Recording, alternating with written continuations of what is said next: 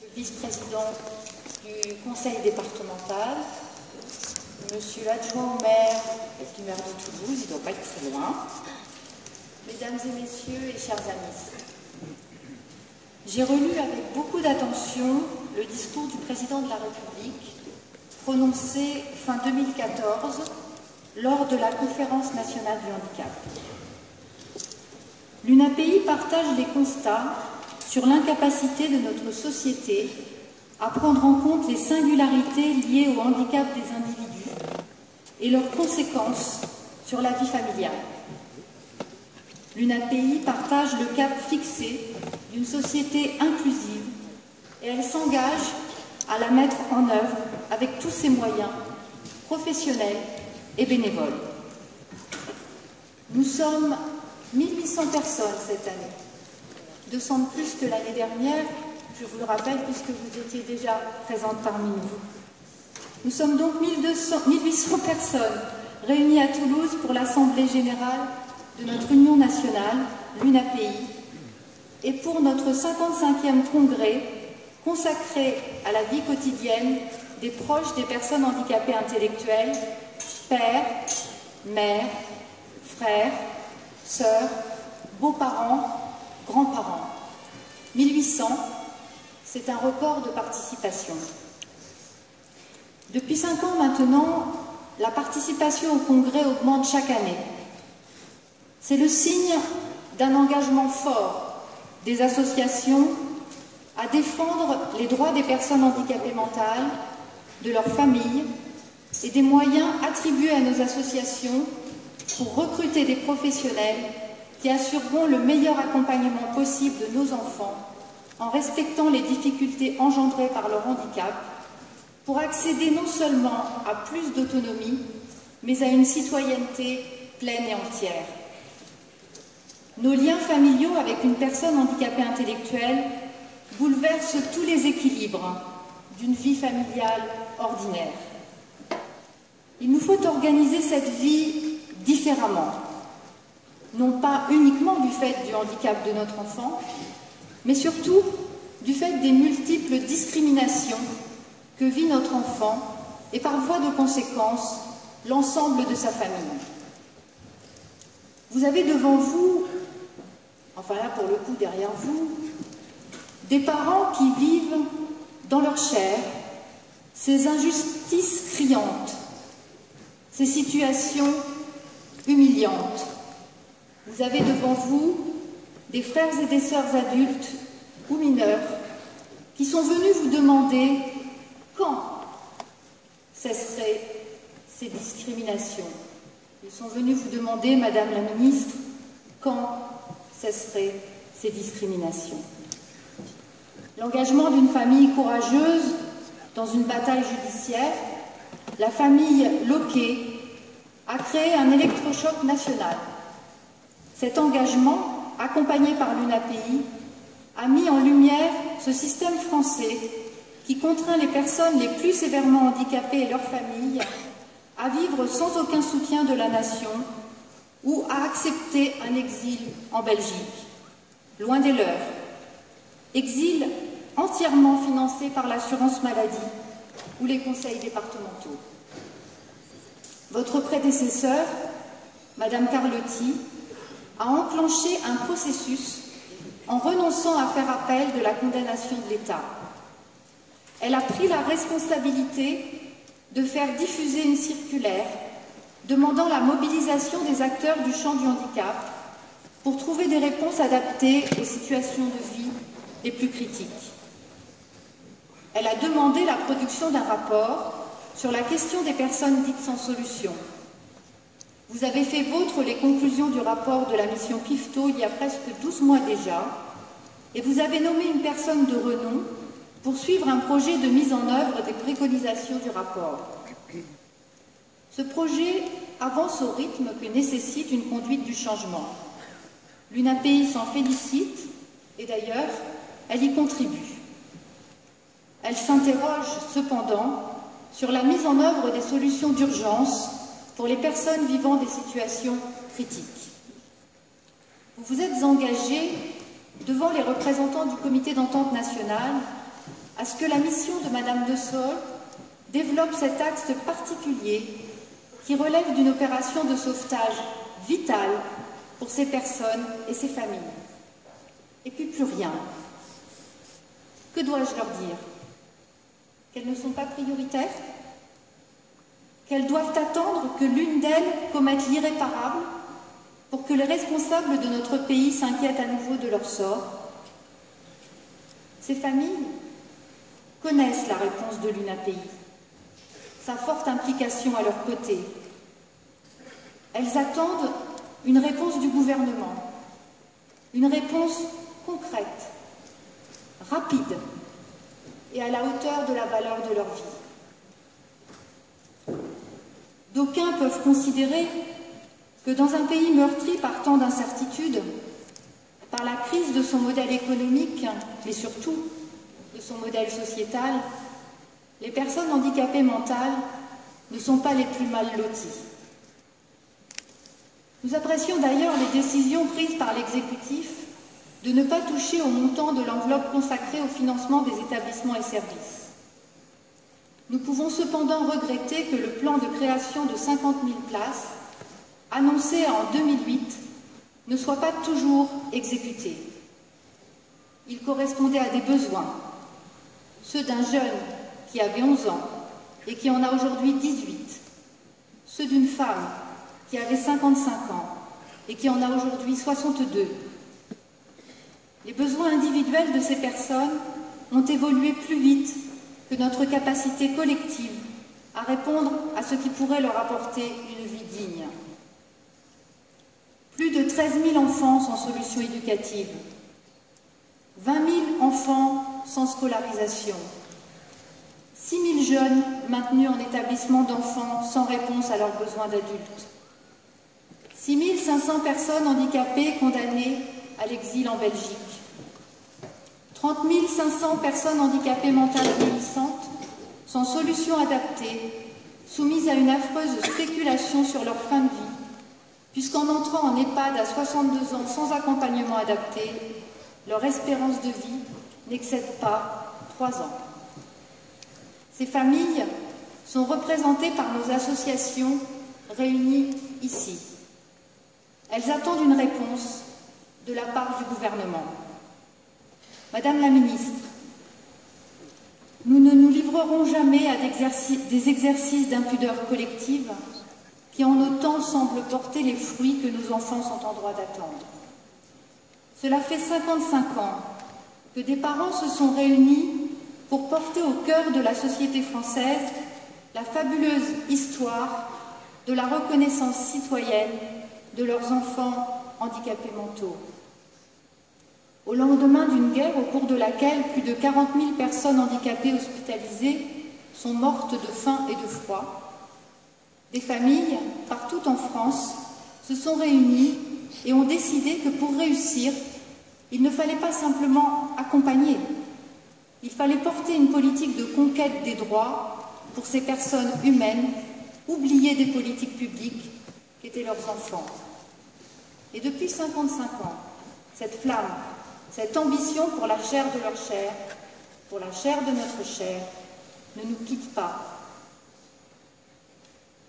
Ils sont de plus en plus nombreux et les progrès de notre société à l'égard de leurs enfants ne sont pas suffisants pour qu'ils cessent le combat. Oui, nous commémorons des événements historiques nationaux cette année de 70e anniversaire de la Libération. Mais certains d'entre nous ne sont pas libérés des discriminations que notre pays leur fait subir du seul fait de leur handicap. C'est pour cela que pour nous, le combat n'est pas fini. Nos armes sont nobles.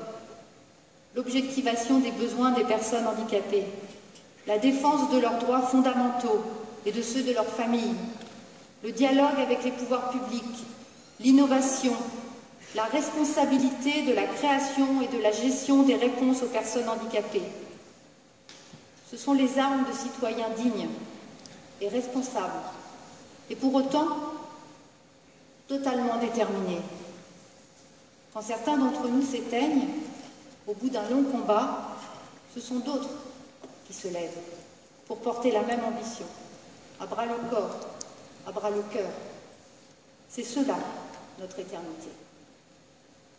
La loi du 11 février 2005 a institué 2 outils inédits dans les mécanismes de gouvernance des dispositifs, la CNSA et les MDPH. Les attendus de cette loi ont été renforcés par la Convention internationale des droits des personnes handicapées, ratifiée par la France en 2010. Ce qui n'était que conceptuel en 2005 constitue désormais des incontournables des politiques en faveur des personnes en situation de handicap pour réaliser notre objectif du vivre ensemble. En fait, pour que la vie de nos enfants puisse devenir véritablement une existence. L'UNAPI salue une volonté d'instaurer un pilotage politique à la mise en œuvre de l'accessibilité, de programmer cette mise en accessibilité et d'en prévoir des modalités de financement. Elle regrette cependant que le recours aux dérogations soit facilité et que les sanctions envers les contrevenants ne soient pas dissuasives. Elle regrette aussi que les contraintes nécessaires à une véritable accessibilité pour les personnes handicapées cognitives, l'accès et la compréhension de l'information, le repérage dans le temps et l'espace, ne soient pas prises en compte de façon réglementaire. L'UNAPI pense qu'au-delà de la mise en accessibilité des ERP, notre pays doit entrer dans une dynamique de conception universelle. Nous nous associons donc aux inquiétudes publiques du défenseur des droits, M. Jacques Toubon, qui a tenu à nous faire aussi l'honneur de son soutien par sa présence auprès de nous demain. Le deuxième pilier de la loi de 2005 est la prestation de compensation du handicap. Vous le savez, elle ne répond que très partiellement aux besoins des personnes en situation de handicap, et en particulier des personnes présentant un handicap cognitif. La faiblesse de cette compensation réside précisément dans ce dont les personnes handicapées intellectuelles ont besoin pour compenser les conséquences de leur handicap. Ce sont les aides humaines, qu'elles soient sous forme de prestations monétaires ou sous forme d'accueil et d'accompagnement par des établissements et des services. Le montant de cette PCH aide humaine est insuffisante pour rémunérer des intervenants formés et qualifiés. Le nombre d'établissements et services est notoirement insuffisant. Pas un département français où notre Union ne recense pas 500 places manquantes. Oui, des places manquantes.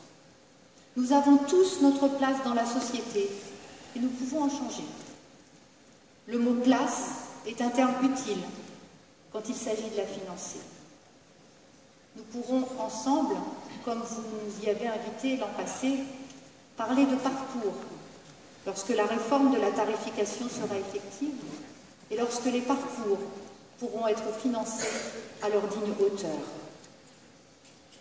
Le projet Séraphin est d'ailleurs, grâce à vous, comme vous l'aviez promis, entre de bonnes mains. Nous vous remercions d'avoir respecté les engagements gouvernementaux et d'avoir choisi une personne de qualité pour mener le projet. Le nouveau président de l'Assemblée des départements de France, Dominique Bussereau, a demandé dès son élection un rendez-vous au gouvernement afin d'évoquer les dotations qui permettent de financer l'allocation personnalisée d'autonomie et la prestation de compensation du handicap. Nous appelons le gouvernement et les départements à la plus grande vigilance au cours de leurs discussions. Cette politique est un emblème. Elle a permis à notre pays de sortir d'une logique de compassion envers les personnes handicapées, alimentée par des dispositifs d'aide sociale, pour s'engager dans la voie de la compensation des conséquences du handicap. Les MDPH, enfin, des institutions qui conjuguent gouvernance singulière et prise en compte de la décentralisation. Elles peinent encore aujourd'hui à exercer leur principale mission, mais surtout, pas une d'entre elles ne fonctionne selon les mêmes modalités. L'objectif d'équité territoriale n'est pas respecté. Les familles ne peuvent pas être maîtresses de leur destin puisqu'elles n'ont pas de prise sur les dispositifs. Elles sont prisonnières des choix spécifiques des collectivités. Quelles que soient nos différences, nous voulons vivre là où la famille a trouvé du travail, là où elle parvient à le conserver. Nous sommes de ceux qui pensent que la décentralisation, dynamique pour notre pays, ne peut pas remettre en cause le principe d'une République une et indivisible.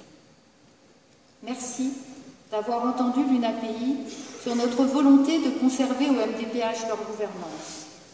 Pour nous, la clé d'une bonne montée en charge réside dans la mise en œuvre de la loi de juillet 2011, qui visait à renforcer l'équité territoriale. Je tiens à préciser que nous ne craignons pas la création des maisons de l'autonomie. Nous sommes simplement inquiets qu'aujourd'hui, 40 d'entre elles ne répondent pas à un cahier des charges qui devrait être national et que la loi d'adaptation de la société au vieillissement ne prévoit qu'une simple labellisation a posteriori des nouvelles MDA qui seront créées. Changer le regard, c'est faire de la question du handicap un terrain d'innovation, c'est-à-dire un levier pour toute la société. Ce ne sont pas mes mots, ce sont les mots du président de la République lors de la conférence nationale du handicap. Partir d'un problème pour en faire une solution pour tous, c'est le phare de notre mouvement, l'UNAPI. L'UNAPI a contribué à la création du facile à lire et à comprendre. Le facile à lire et à comprendre permet à toutes les personnes ayant des difficultés de compréhension de la langue française et des difficultés de lecture de mieux comprendre des informations et de ce fait de pouvoir faire des choix, leurs choix. Quelle réussite pour notre société tout entière que de permettre aux capacités de chacun d'être visibles et ainsi de mieux contribuer à l'œuvre démocratique. Les parents associés au sein des associations affiliées à l'UNAPI ont toujours considéré, et ce contre l'avis de tous, que les personnes handicapées intellectuelles pouvaient apprendre, et ce tout au long de la vie. Pour que les apprentissages soient possibles, y compris les apprentissages scolaires, les professionnels et les familles ont créé des outils pédagogiques innovants. Or, lorsqu'on favorise l'apprentissage des enfants handicapés intellectuels, on s'aperçoit que c'est la pédagogie de tous que l'on va faire progresser, au bénéfice de l'ensemble de la vie scolaire. L'UNAPI a toujours innové dans son modèle et dans sa gouvernance associative. Cette capacité d'innovation résiste à 55 ans d'existence et garde sa pertinence intacte. Il ne fait pas appel à ce que d'aucuns pensent être le gouvernement des élites. Nos associations bénéficient de l'expertise et de l'expérience des parents, des personnes handicapées, des amis et des professionnels. C'est la somme de ces différences, dont la complémentarité est savamment organisée, qui fait que notre mouvement, le premier entrepreneur social, avec 180 000 personnes handicapées accueillies, 94 000 professionnels employés, 55 000 familles adhérentes, 75 000 bénévoles et plus de 2 milliards de chiffres d'affaires totalement réinvestis dans l'économie réelle. Nous sommes les premiers entrepreneurs sociaux. Le mouvement UNAPI est donc aussi un modèle pour notre société tout entière, puisqu'il n'y a pas de grands, pas de petits, de capables ou d'incapables, mais simplement des hommes et des femmes, des citoyens, qui contribuent à mettre en œuvre au quotidien, ensemble, cet élément de notre triptyque républicain qu'est la fraternité. Les mots ont un sens profond pour nous tous, qui n'a rien à voir avec de la novlangue. Et c'est pourquoi je souhaite vous faire part de mon agacement face à des évolutions sémantiques et des tentatives de confiscation de notre discours militant qui nous détournent de la réalité de la vie des familles. Le mot « place » aura sa place tant que nos enfants n'auront pas de place dans notre société et que nous ne pourrons pas envisager leur parcours.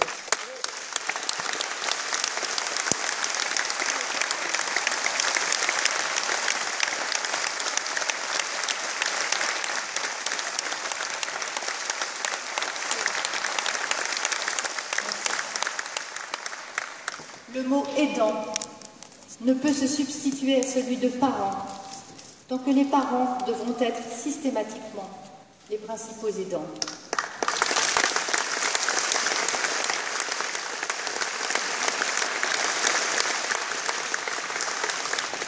Il s'agit de la reconnaissance des besoins de nos enfants et de leurs familles. Nos enfants doivent être fiers, autant que nous le sommes, de ce que nous apportons par notre singularité à la société française, comme richesse, comme innovation, comme humanité. Nous déplorons que la loi d'adaptation de la société au vieillissement ne prenne pas en compte la situation alarmante des personnes handicapées qui vieillissent, sans accompagnement adapté, et dont nous devons collectivement assumer les morts prématurées. C'est un silence assourdissant qui nous sert d'assommoir et qui leur sert de linceul.